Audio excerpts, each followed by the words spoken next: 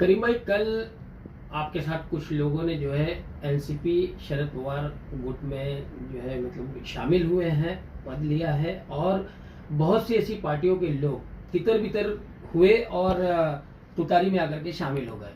उनको लेकर के क्या कहेंगे? देखिए, पहली बात तो मैं बताऊं कि शामिल तो थे ही पहले से, लेकिन चूंकि जो शहर में जो दो पक्ष में जो बंटवारा दिख रहा है उसकी वजह से कुछ सिल की जो बॉडी थी पहले की, जो हमारी पुरानी जो बॉडी थी, तो वो डिस्टर्ब हो गई थी। कहीं ना कहीं इसमें से उतार चढ़ाव आ गया था।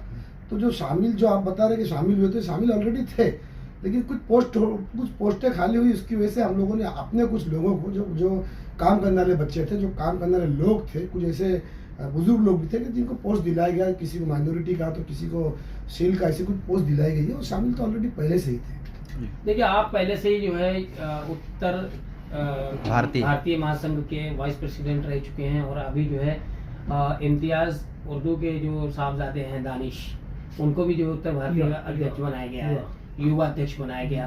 तो उनको लेकर के किस तरह का उनसे मतलब आप उनको एक तरह की सलाह देंगे, किस तरह उनको उत्तर भारतीय को चलाना है?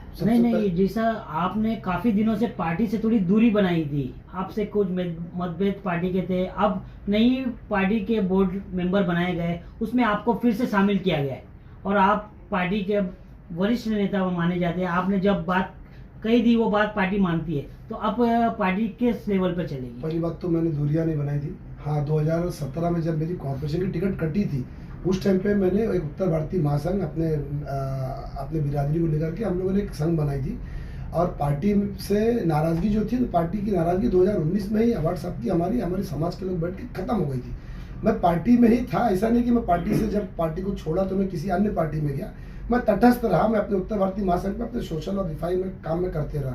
अब सबीर भाई का एक सवाल है कि आप पहले उत्तर भारतीय महासंघ के वाइस प्रेसिडेंट थे। पहले मैं आपको एक चीज़ बताता चलूँ कि उत्तर भारतीय महासंघ एक आज़ाद, जो किसी की बंधी हुई संस्था नहीं है, जिसका अध्यक्ष मैं कल भी था और आज भी मैं हूँ। अब आते हैं हम इसके ऊपर के उत्तर भारतीय संघ की एक वो बनी, एक बॉडी और बनी गई, तो वो एनसीपी सेल है। एनसीपी सेल उत्तर भारतीय मंच बनाई गई है, तो वो एक बॉडी अलग है, और हमारे जो उत्तर भारतीय संघ है वो इंडिविजुअल आज भी है, जिसका अध्यक्ष मैं आज भी हूँ। करीम भाई, एक चीज़ और कि जो एक सिलसिला जारी रहा है, शरद पवार गुट से बहुत सारे लोग जो है एनसीपी अजीत पवार गुट में गए हैं, लेकिन कल अवार्ड साहब के बर्थडे के मौके पर बहुत सारे लोग उस पार्टी से छोड़कर और भी पार्टियों से छोड़कर इस पार्टी में घुसे। तो ये जो सिलसिला जारी हुआ, इस पर आप क्या कहेंगे? मैं समझता हूँ कि शायद वो जाग गए, मेरे हिसाब से वो जाग गए शायद, कि जो देश में हालात है, जो नफरत के जो हालात जो पैदा हुए देश में, और लड़ाई सीधे सीधे जनता वर्सेस बीजेपी की है, तो मैं नहीं समझता कि आज मुसलमान, दलित, पिछड़ा, ये सारे लोग, मैं नहीं समझता हूँ कि आज उस जगह पे रहेंगे जहाँ पर बीजेपी मजबूत हो। तो उसको सब चीज़ों को देखते हुए मैं समझता हूँ कि मुसलमान है तो ऐसे पक्ष में आके खड़े रहो जो बीजेपी से डायरेक्ट लड़ रहा है। जितने भी कार्य अभी तक हुए अवार्ड साहब के राज में, पिछले 15 सालों में मुमरा का काफ़ी विकास हुआ है, बट जो भी हमारे अजीत पवार गुट के लोग हैं, नजीब मुल्ला जैसे लोग हैं, वो लोग, उनका कहना ये है कि जितने भी कार्य हुए हैं वो अवार्ड साहब की देन नहीं है, वो हमारी पार्टी एनसीपी के द्वारा जितने भी हुए सब उनके द्वारा विकास हुए हैं। लेकिन मैं ये जानना चाहता हूँ कि जब सारी चीज़ें उनके द्वारा हुआ है, एनसीपी अजीत गुट के द्वारा हुआ है, तो मुमरा को बर्बाद करने के लिए टोरेंट जब यहाँ पर आई थी तो उसमें किसका हाथ है? देखिए, पहली बात तो राजनीतिक चालू है, अब इसमें आरोप प्रत्यारोप लगेंगे। दूसरी बात, अगर पिछले 15 सालों में अवार्ड साहब ने कोई डेवलपमेंट नहीं किया, कोई विकास नहीं किया, तो आप पिछले 15 साल तक आपको समझने में लेट लगा। इतना बड़ा वक्फा 15 साल आपको क्यों लगा ये जानने के लिए कि अवार्ड साहब काम नहीं कर रहा है? अब 15 साल 6 महीना बहुत हो गया था जानने के लिए, लेकिन चूंकि आज मेरी विचारधारा कहीं और जुड़ गई है, उनकी विचारधारा कहीं और जुड़ गई है, इसलिए आरोप प्रत्यारोप लग रहा है। सर, आज उनके लिए एक सवाल है, जो कल माननीय जितेंद्र अवार्ड साहब को जो है लाडले आमदार और हमारे आका और हमारे मतलब सरपरस्त कहने वाले जो सबसे करीबी लोग थे, जो पार्टी छोड़ करके आज अजीत पवार गुट में चले गए, आज वही जा करके, एक कहावत है घर का बेदी लंका ढाए, तो वही जा करके जो है वहाँ पर उनकी दुनिया भर की बुराइयां कर रहे हैं। मैं यही बात तो फिर करूँगा कि 15 साल तक एक आदमी खराब नहीं था और अचानक क्यों हो जाता है? क्यों हो जाता है? सबसे बड़ी चीज़ है। दूसरी बात, ठीक है यार, ये प्रजातंत्र सबसे बड़ा प्रजातांत्रिक देश है, सबको आज़ादी है बोलने की और करने की, तो वो उनको शायद उनको नहीं समझ में आया, इधर पे भविष्य नहीं समझ में आया होगा, तो अन्य पार्टी में जाके शामिल, उनको ऐसा लगता होगा वहाँ करीम पर। भाई, ऐसे चर्चे हैं कि जो अन्य पार्टी के लोग थे जो कल शामिल हुए, तो करीम खान के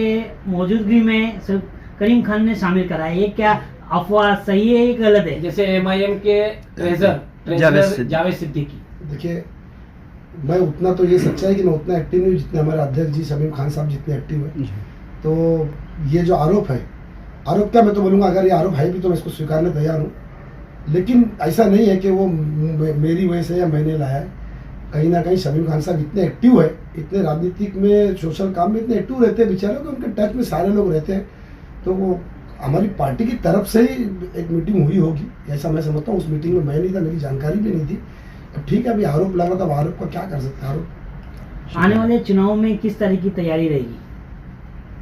विधानसभा की बात करें जी, क्योंकि बहुत ही टफ इलेक्शन देखा जा रहा है। मैं समझता हूँ कि सारा जवाब कल मिल चुका है जनता को भी और प्रेस को भी। सारा जवाब कल जब जितेंद्र रावत साहब मुंद्रा में एंट्री की है, तो सारा जवाब और सारी मोहब्बत कल देखने को मिली है, मेरा ऐसा मानना है। मतलब जिस तरह का कल हुजूम था मुमरा की जनता का, उससे ये पता चलता है कि आने वाले इलेक्शन में विधायक जितेंद्र आवाडी होंगे। ठीक है, लड़ाई राजनीतिक है, लड़ाई होती है, होना चाहिए। दूसरी बात, मैं तो ये बात बोलूँगा कि जब तक विपक्ष मजबूत नहीं रहेगा तब तक पक्ष काम नहीं करेगा। जी, मैं इसकी भी तायद करूँगा कि विपक्ष मजबूत होना चाहिए।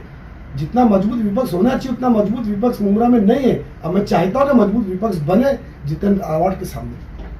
करीम भाई, कल आप शरद पवार पार्टी में ज्वाइन हुए, इसके आगे आपकी क्या रणनीति रहेगी? मैं पहली बात तो ज्वाइन नहीं हुआ, पहले से राष्ट्रवादी में हूँ। अब जो पोस्ट मुझे कल मिली है वो मेरी पोस्ट ऑलरेडी पहले से, मैं कलवा मुमरा विधानसभा का वाइस प्रेसिडेंट आज से नहीं हूँ, मैं एक ज़माने से हूँ। वो अलग बात है कि बहुत सारे मेरे कटआउट्स नहीं लगते हैं, बहुत सारे मेरे नाम नहीं लगते, वो अलग बात है। चूँकि मैं एक आज़ाद संगठन का मैं एक अध्यक्ष हूँ, उत्तर भारतीय महासंघ का मैं अध्यक्ष हूँ, तो हम लोग ज़्यादातर हमारा जो काम और कारकर्दगी रही है और जो नाम के फोटो के नीचे जो नाम रहा है, वो मोस्टली ज़्यादातर मेरे नाम के नीचे उत्तर भारतीय महासंघ अध्यक्ष ही आया है।